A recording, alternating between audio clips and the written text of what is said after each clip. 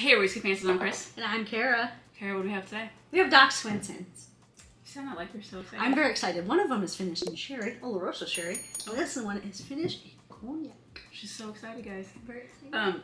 I do have to say that we have been sampling these puppies out quite a bit. And I might have taken a nip or two. Okay. Who's to say? All right.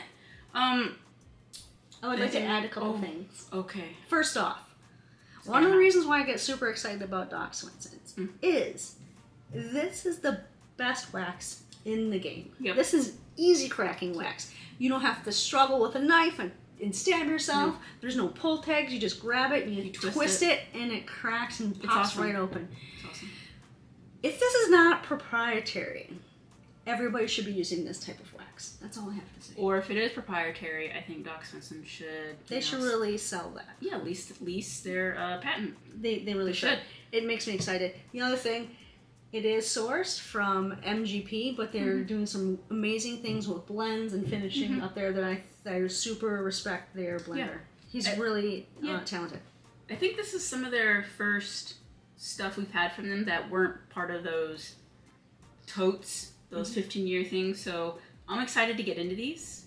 And I don't know what else to say. Can I drink now? Yes, we should start with the Oloroso finish one. You're a fan of Oloroso, are you not? Usually PX sherry. Oh, my bad. I totally forgot. The PX usually have a little bit more of the nuttiness and sometimes a little tobacco on finishing for bourbon for me. Ooh, that makes sense. Slight. This is a nice, just fruity nose. This is very fruity. Oh, wow. It almost has a little saltiness to it. You get a little saltiness to it? Yeah, and a little citrus. Yeah. Ooh. I think we should This smells really different. I think we should drink since we spoke so much in the beginning. Okay. Okay. This is like if Kool-Aid had an adult alcohol version, right? Yeah. It's not like a spiked fruit punch, but it's so fruity up front. But yeah, it delves into more of the bourbon there. It doesn't overpower it, but this definitely had to have been like wet barrels. Oh, it's juicy. It's juicy. Oh. But it still has that bourbon kick, and then on the finish, to me, it has the bourbon finish. Oh yeah, for sure. It's got like I'm getting a toasty oak almost. A little bit. On the finish. But that first kick, right when it touches your tongue, it's like sugary fruit. You know when you sometimes put sugar on strawberries or something just because I've never done that. Just because you're crazy. Okay. But now I want to. Now I gotta get strawberries. I'll start around you. So it has a sweet, fruity up front, Yeah. but then towards the mid palate to the finish, that bourbon, nice rice spice and caramels it comes through. Caramel, vanilla, spice, pow. Yeah, it's not overly sweet for people that don't like sweet bourbons, but it definitely has something that if you don't like finished bourbons, that you might be more like,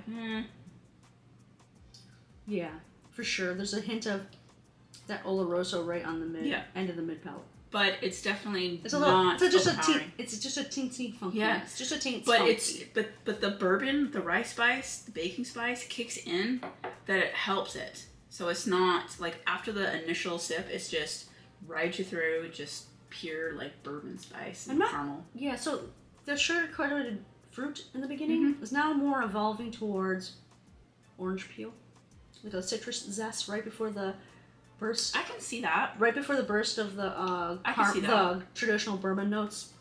Yeah. It's a nice balance. Since we're drinking too, I'm gonna go on to the cognac. Oh, okay. It's a little bit more earthy on the nose. It is. It's very it's softer. Oh, and I just got like it smells more like caramelized wood sugars. Do you smell a little sea salt caramel?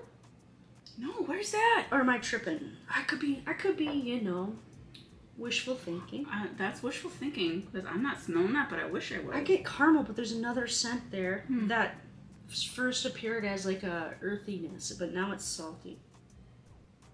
Yep, right there. Interesting. Oh, I cannot wait. I'm very excited today. Oh, this is good.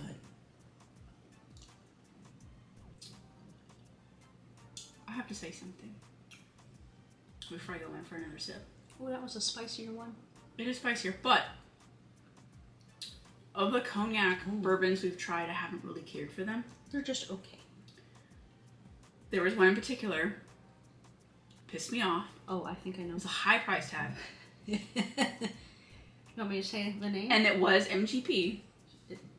Go for it. If you want to know it, here's a link to that video. Yeah. Didn't care for it, considering that this is basically compatible with what it should be. MGP, cognac cask, and all that kind of stuff. And I think around, supposedly, the age as well. This is 10 times better. Head and shoulders above? And much cheaper. Yeah, that's the kicker, huh? Yes. But see, I think where it is that I don't know if it's the blending per se or maybe the casks they used. I would have to venture a guess that the Doc Swinsons might be sourcing better casks. The only reason I say that is because you can have or taste the cognac profile more on this versus the Old Elk. It just kind of got lost. It just felt like it was just something was thrown together, and you just it just disappointed me for the price. This right here, I like it so much better. I like the Old Elk, but the price I didn't like the price. And the Old Elk finished like date nut bread to me. This is more richer and caramely, and it's more sweeter, but it usually tend to. The texture is actually better too. It is, but it has a little bit of that spice to it. Now, this is much sweeter, so if you like sweeter finishes, I probably would steer you towards this, but it still has a kick. I'm getting tingles. Okay, so we didn't say the proofs on these. They're 57% on both of them, and after a while, I start to get a little bit of chipmunk cheeks. Yeah, that's a good word. It does not drink like 57. No, I forget that there's a lot of alcohol until I started feeling that sensation. I was like, oh yeah, these are a little higher than I thought. Yeah. I like it though. I enjoy these, and neither of them are drying to me. They have like a nice thickness to it. I don't know, there's something about both of these that I actually enjoy.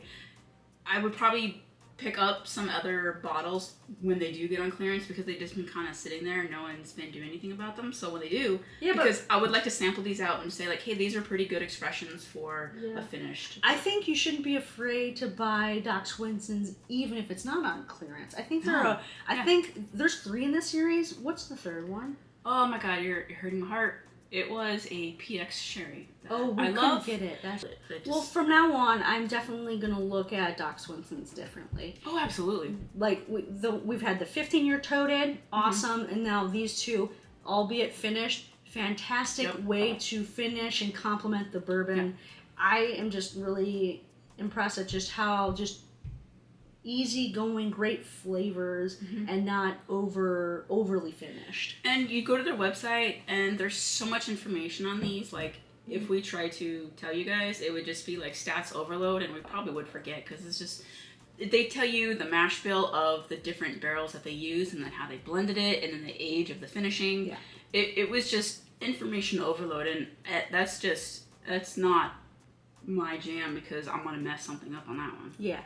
This is a tad sweeter, I think, than the sherry. It is. But it's really good. Cognacs are more sweeter, though, in general. They tend to have, like, more of the sweeter flavors. Because it's basically, isn't it, like, almost like a fortified wine-ish, but in liquor form? Yeah. If you go back the opposite way, I'm starting to detect that they're a sherry, be it a little sulfur note. Oh, I always did. But it's just... When you compare and contrast. Oh, yeah. But the bourbon does still peek out. It's not hidden. Oh, no, it's not. Yeah. So, these are fantastic. They're super fantastic. So, have you guys had a chance to try these finished offerings from Doc Swinsons? If you have, give us a comment below. Tell us, what did you think of what they're doing? While you're down there, give us a thumbs up. Subscribe to the channel if you like what we're doing. And turn on those notifications. So, you join us in our next video. Well... I don't know about you, but I'm fancying these whiskeys. I fancy both these whiskeys, and it's like candy in a bottle. Love it.